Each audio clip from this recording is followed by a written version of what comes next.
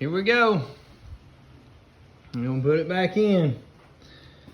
Got a homemade, custom, one-of-a-kind clutch lineup pins. This is a Polaris 800 A-arm bushing.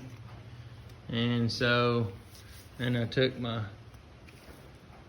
lineup pin here and I taped it as well to take up the slack so it would fit the inside diameter of my bushing.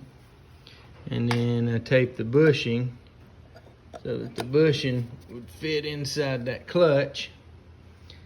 So she's tightened down and ready to go. See what happens.